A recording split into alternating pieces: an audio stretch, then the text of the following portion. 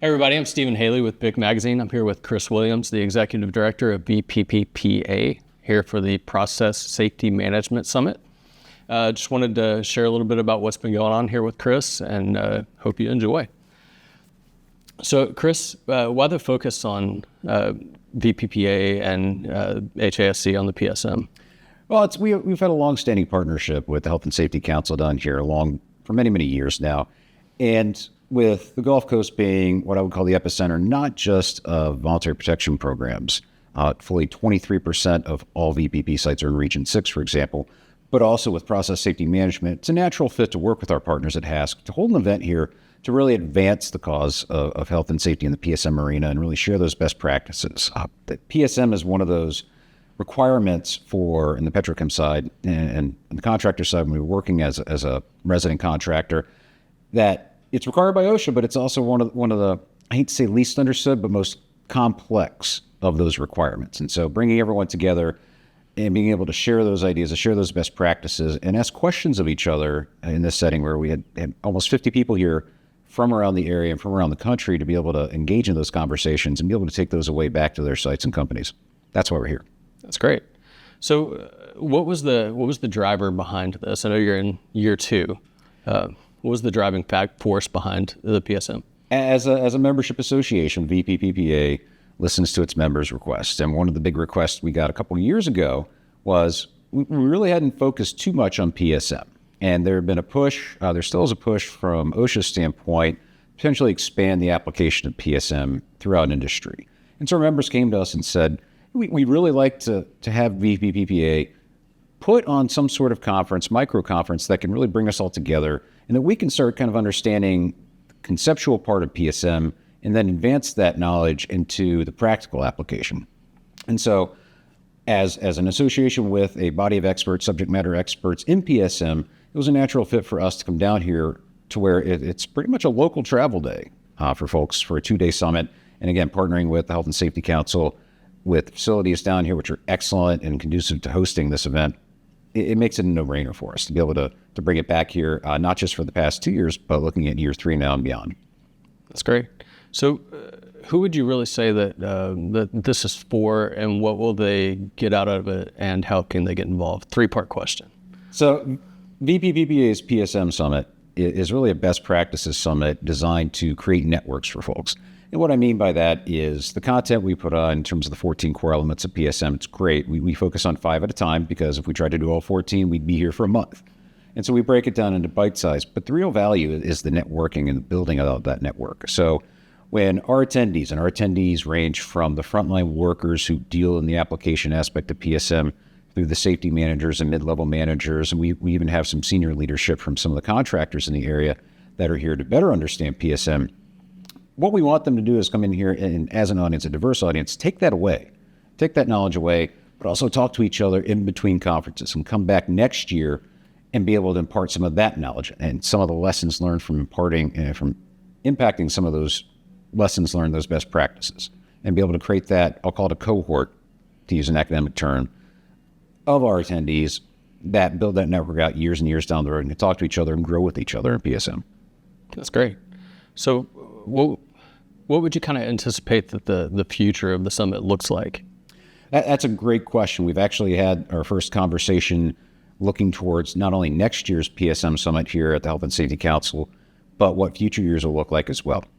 And I can tell you after 2 years, the first year we did it was, is this something that the public's going to want, that our members are going to want, and that the Gulf Coast contractor and industrial community are going to take part in? And they did. And the second year was, okay, 1 year does not a trend make. And the second year now shows that, yes, this is an event that it's going to be able to survive on its own and stand on its own and bring in a diverse group of attendees to learn. And so we look at the future in our discussions with HASC. What we see this becoming is almost a 2-track event and a 2-part event. And what I mean by that is we've got attendees now that have gone back through 2 years, and we've got, like I said, that diverse group of attendees that are now in the advanced stage, the practical stage. They're the ones that have taken those lessons from previous years, have applied them, and can come and give the practical examples of the 14 core elements and how to implement them, and also some of the pain points.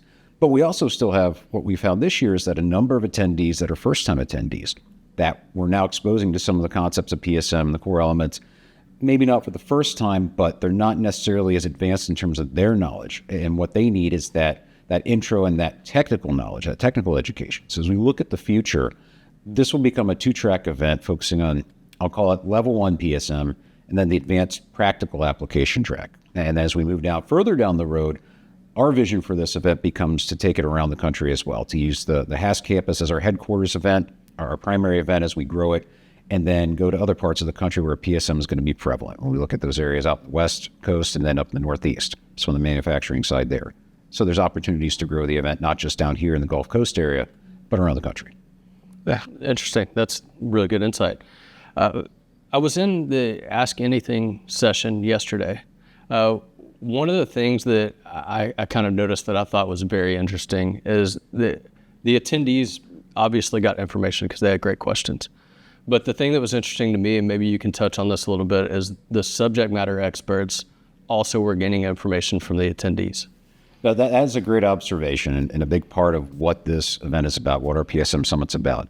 And we went about designing with our PSM committee 2 years ago what the event should look like. One of the main focuses was obviously with the voluntary protection programs, continuous improvement is at its core.